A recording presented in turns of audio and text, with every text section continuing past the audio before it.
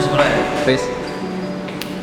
Dan itu dengan waktu yang sama seperti kemarin kita berada di UM ya, kandang para anak-anak. Melihatnya bisa lebih jago di sini, lebih oke. Kita bisa lihat sekeliling. Kayaknya bakal jadi salah satu scene yang apa ya, kalian nanti.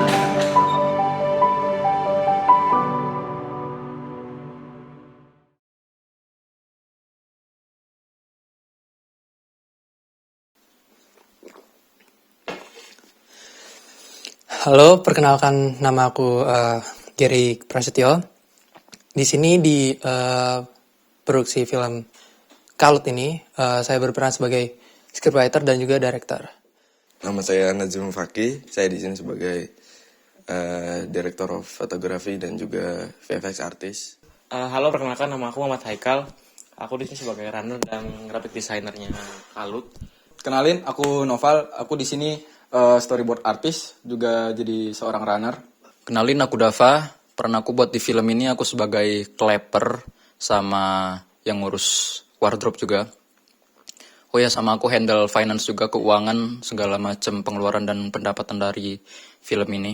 Kenalin, aku Hisham Badruzama. Saya sebagai art director dan sebagai art director yang pertama kali bagi saya sendiri. Kenalin, aku Yonan. Di sini saya sebagai behind the scene dalam film Kalut.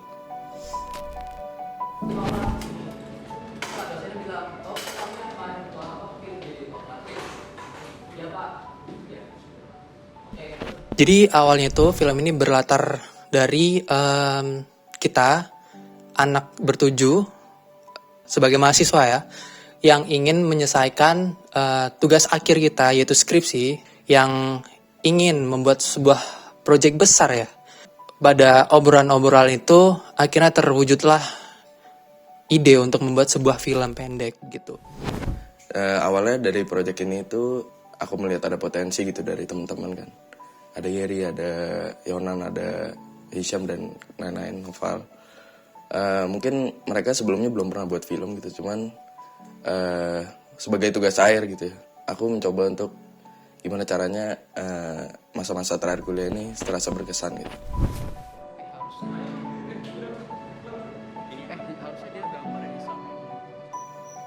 Satu waktu setuju untuk membawa tema film ini tuh ke ranah isu masyarakat lah, isu masyarakat dimana bisa dibilang cukup mudah atau cukup teman-teman itu cukup banyak di zaman sekarang ini, Gen Z ya, kita sering sebutnya permasalahan sosial itu kayak introvert, bullying dan lain sebagainya, dan kita mungkin di sini highlightnya introvert. Bagaimana film ini tuh bisa mengambil perspektif dari seorang yang mengalami gangguan sosial tersebut gitu. Gimana sih, apa ketakutan yang mereka rasakan? Orang yang dia tuh resah sama hidupnya, introvert gitu, kayak manusia yang mencari jati diri. Ini gimana sih seharusnya hidup nih? Keunikan apa karyanya dalam karakter tersebut, apalagi kita mengangkat sebuah mahasiswa yang bergelut di dunia seni seperti itu. Saya juga memikirkan art apa yang akan kita angkat dalam si karakter tersebut, kayak gitu. Seperti itu ya. From this Ya. to this.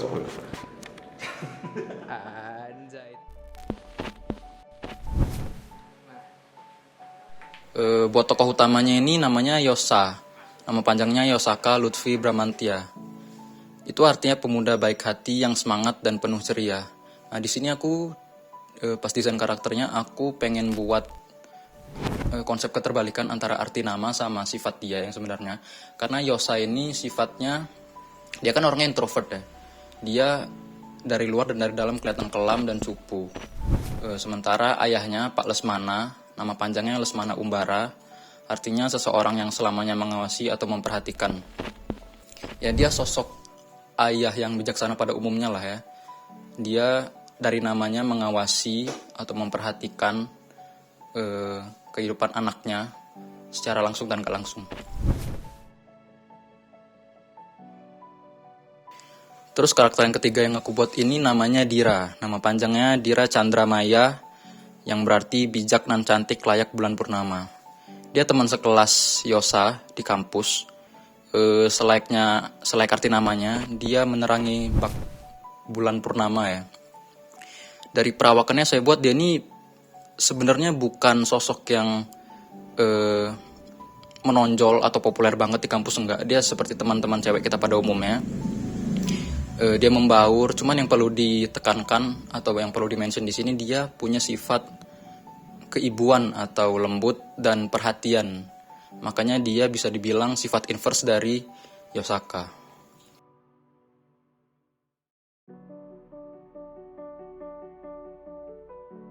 Di situ akan memunculkan atau memperlihatkan banyak sekali style, nggak banyak sih, satu style yakni mungkin terfokus pada charcoal art. Mungkin teman-teman udah tahu charcoal art itu apa. Charcoal art itu sebuah seni karya yang cara pembuatannya itu menggunakan charcoal atau arang. Dan di sini saya sendiri pun nggak tahu charcoal itu apa sebelumnya. Dan teman-teman memasukkan dan ya aku cocok.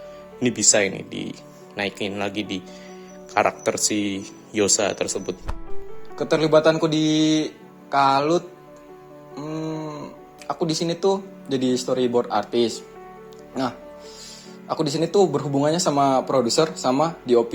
Jadi kita di sini ngerundingin gimana angle-angle yang pas buat storyboard. Terus storyboard di sini itu bukan cuma jadi storyboard doang.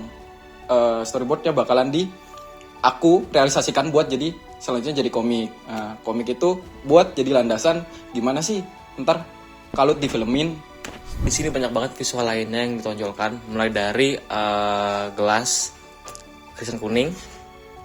Terus ada juga beberapa hal seperti set, baju Lesmana, baju castingnya, dan macam-macam. Jadi itulah membuat film ini unik gitu. Jadi visualnya dapet, pesannya juga dapet. Sebagai seorang desainer grafis di Kalut, saya merancang sebuah desain IG itu ada beberapa pesan yang akan disampaikan, seperti penggunaan warna kuning atau elemen-elemen lainnya yang terdapat di Instagramnya. Dan juga tak lupa juga saya munculkan beberapa ikonik dari film Kalut, yaitu tulisan kuning. Nah, itu tuh pasti akan ada terselip di beberapa postingan. So, langsung aja follow IG kita, Film Kalut 2024. Kami semua yang terlibat berharap kalian semua bisa lebih merangkul orang-orang yang merasa punya permasalahan sosial, orang-orang yang sulit terbuka untuk sosialnya, orang-orang yang sulit untuk menceritakan apa saja yang terjadi pada hidupnya, karena semua orang membutuhkan tempat cerita, semua orang membutuhkan pemikiran kedua, semua orang membutuhkan pendapat. Sejatinya kekuatan yang paling mulia itu bukanlah kekuatan untuk mendorong atau memaksa diri kita keluar dari keterpurukan, melainkan kekuatan untuk menarik mereka keluar dari gelapnya lamunan. Kami dari Kona Studio mengucapkan banyak-banyak terima kasih kepada semua pihak yang terlibat dalam produksi film Kalut ini, karena tanpa kalian, film ini tidak akan bisa terwujud dengan baik.